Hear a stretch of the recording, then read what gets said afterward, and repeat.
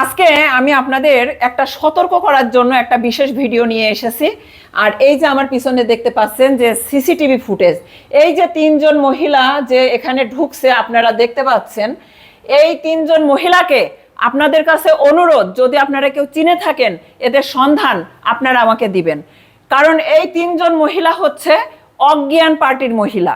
অজ্ঞান পার্টি তো আপনারা বোঝেন, ওদের হাতে কিন্তু একটা কাগজ আছে। হলুদ ওড়না পরা যে মহিলাটা দেখতে পাচ্ছেন, ওই যে উপরে উঠতেছে, এইটা একটা তিনতলা বাসা। দেখেন কিভাবে উঠে আসছে। তারা এখন অলরেডি তিনতলার একদম দরজার সম্মুখে চলে আসছে। তো এই যে ছিনতাইকারী মহিলা, মানে যেটাকে বলা হয় অজ্ঞান পার্টি, হ্যাঁ, তাদের উদ্দেশ্য এবং ধান্দাটা ছিল খুবই খারাপ। তিনজন মহিলার সন্ধান এখন আপনাদের কাছে আমরা চাই। এবং একটা কথাই বলবো যে আপনারা নিজেরাও সতর্ক হন, সাবধান হন। কারণ চুয়াডাঙ্গার ভিতরে প্রায় সময় দেখা যাচ্ছে যে হাসপাতাল এবং হাসপাতাল এরিয়াতে এই ঘটনাগুলো সব থেকে বেশি ঘটে থাকে। তো এই যে আপুর বাসা কিন্তু সদর হাসপাতালের একদম পিছনে। এখন এই তিনজন মানে দরজা নক করে, আপু মানে কিভাবে জানি দরজাটা খুলে দেয়। কথোপকথন হওয়ার পরে এক পর্যায়ে তারা হঠাৎ করে এইভাবে উপরের দিকে যখন তাকিয়ে দেখে যে সিসিটিভি ক্যামেরা আছে এখানে, তখন কিন্তু তারা বাধ্য হয়।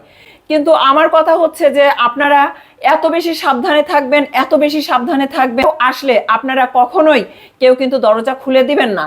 ছিল যার জন্য সাদা কালো দেখতে পাচ্ছেন। দেখেন এখনই এই পিছনের মহিলাটা লাইটটা জ্বালাবে, জ্বালানোর সাথে সাথে কিন্তু সবকিছু রঙিন হয়ে যাবে।